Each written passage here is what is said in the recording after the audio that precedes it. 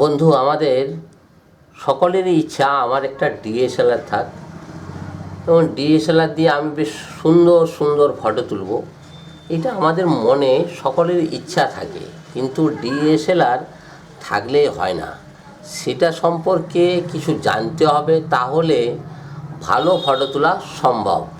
না হলে ফটোটা ভালো হবে না। হয়তো আপনি ছবি তুলতে পারবেন, কিন্তু ছবিটা ভালো হবে না।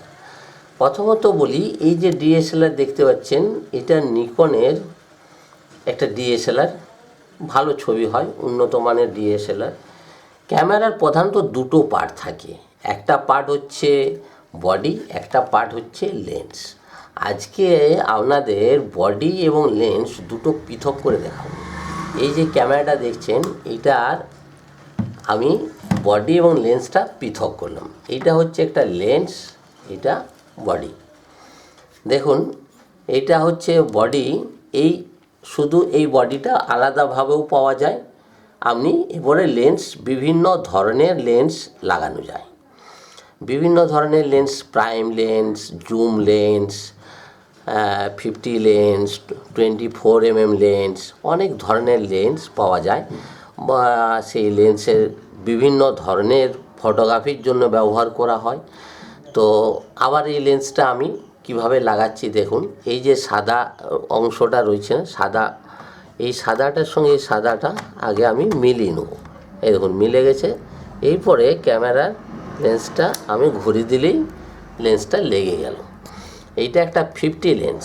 এর সাহায্যে আপনি ব্লার ফটোগ্রাফি তুলতে পারবেন। মানে পিছনে যা ফটো তুলবেন, ব্যাকগ্রাউন্ড পিছনে ব্লার হবে। উন্নত মানের ভিডিও তোলা যায়। এইটা হচ্ছে ফোকাস রিং।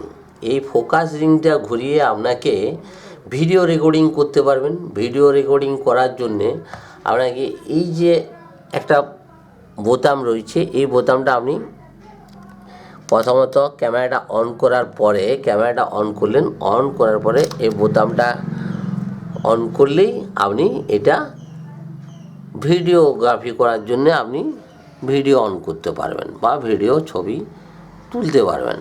এই ফোকাস রিংটা ঘুরিয়ে আপনাকে ভিডিও তুলতে হবে। এটা হচ্ছে ফোকাস রিং। ফোকাস রিংয়ের মাধ্যমে আপনি ঘোরালে আপনার ফোকাসটা ক্লিয়ার হবে এবং আপনি ভিডিও তুলতে পারবেন। উন্নত মানের 4K ভিডিও তোলা যায়। এরপরে লেন্সের কথায় আসি।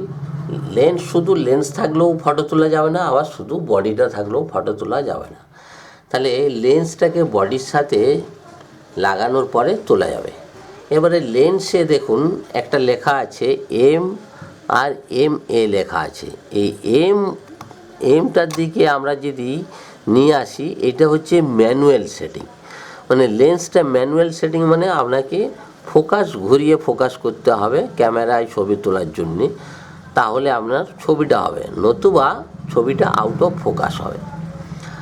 আর M/A যেটা লেখা রয়েছে, এইটাতে আমরা এদিকে সরিয়ে রাখলে তখন ফোকাসটা অটোমেটিক ফোকাস হবে। মানে ক্যামেরা লেন্স ফোকাসটা অটোমেটিকভাবে সেট করে নেবে। তার জন্যে আপনাকে ফোকাসটা করার দরকার হবে না।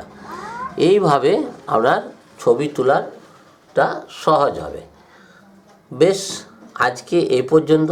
আবার একদিন আপনাদের জন্যই বিভিন্ন সেটিংস নিয়ে কথা বলবো, যেমন manual setting, aperture setting, shutter setting, P mode, auto setting, সব নিয়ে আরও একদিন বিস্তারিত আরও কথা বলবো।